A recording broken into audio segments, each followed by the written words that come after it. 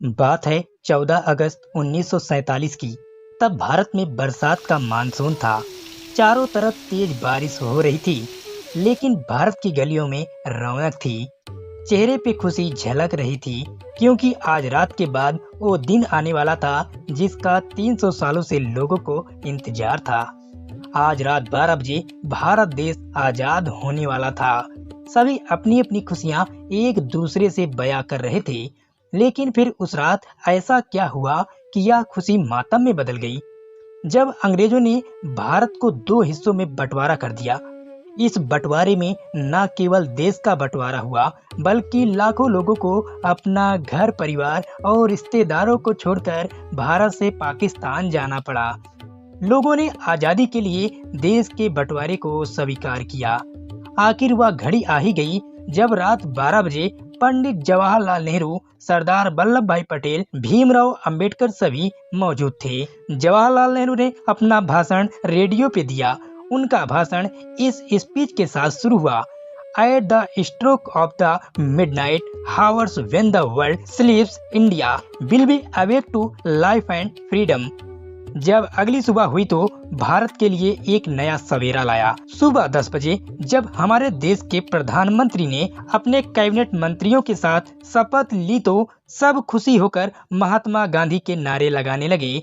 उसके बाद पंडित जवाहरलाल नेहरू ने लाल किले पर तिरंगा फहराया और ब्रिटिश का झंडा उतार दिया गया। जहां एक तरफ देश के आजादी की खुशी थी, वहीं दूसरी तरफ देश के बंटवारे का दर्द भी झेलना पड़ा, क्योंकि 14 अगस्त 1947 को आधी रात को देश भारत और पाकिस्तान दो टुकड़ों में बांट दिया गया, जिसमें लाखों लोग बेघर हो गए। बंटवारे के दौरान चारों तरफ हिंसा फैल गई। लोग जिनके साथ उठते बैठते थे, चारों तरफ दंगा और कत्लेआम मच गया। इस हिंसा ने 10 लाख लोगों की जानें ले ली। लगभग 1 करोड़ लोग पाकिस्तान चले गए। विभाजन के 3 साल बाद तक उत्तर प्रदेश से 4000 मुसलमान हर रोज पाकिस्तान जाने वाली ट्रेन में बैठकर पाकिस्तान जाने लगे। इस देश का बंटवारा अंग्रेजों की एक सोची समझी चाल थी कि इन्हें आपस में ही लड़वा दिया जाए। इसीलिए उन्होंने हिंदू मुस्लिम का मुद्दा उठाकर एक दूसरे को अलग करवा दिया। ब्रिटिश ब्रॉडकास्टिंग कॉरपोरेशन के अभिलेखों के मुताबिक भारतीय राष्ट्रीय कांग्रेस और मुस्लिम लीग के नेता आपस में जिद किया कि वही प्रधानमंत्री बनेंगे, जिसमें मुस्लिम लीग की तरफ से मोहम्मद अली जिन्ना थे, वहीं दूसरी तरफ जवाहरलाल नेहरू थे।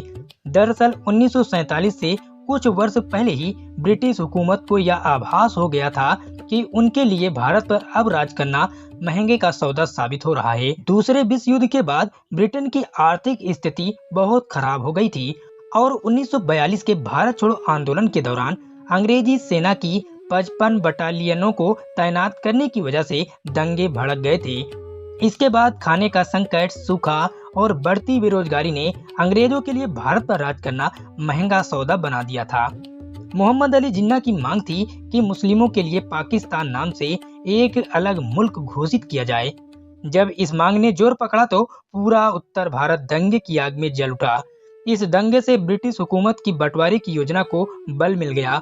उन्होंने यह तय किया कि हिंदू और मुस्लिम एक ही देश में मिलकर नहीं रह सकते, इसलिए देश का बंटवारा जरूरी है। जबकि सच्चाई यह थी कि राजनीतिक नियंत्रण और पर्याप्त सैन्य बल न होने की वजह से दंगे फैल रहे थे।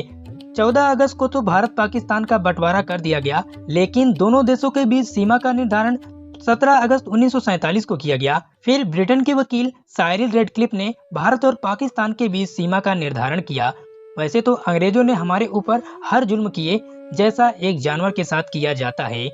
उसके बावजूद हमारे देश ने उनकी विदाई बैंड बाजे के साथ 1500 ब्रिटिश सैनिकों की पहली टीम को 17 अगस्त 1947 को बारातियों की तरह विदा किया और वही ब्रिटिश सेना की आखिरी टीम ठीक 1 साल बाद 27 अगस्त 1948 को अपने देश वापस पहुंच गई।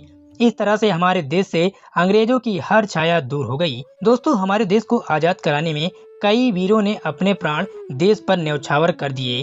उन्होंने आजाद भारत की जो तस्वीर सोची थी, क्या वो तस्वीर बन पाई है? हमें वीडियो में कमेंट करके जरूर बताना। हम आपके सुझाव का इंतजार करेंगे।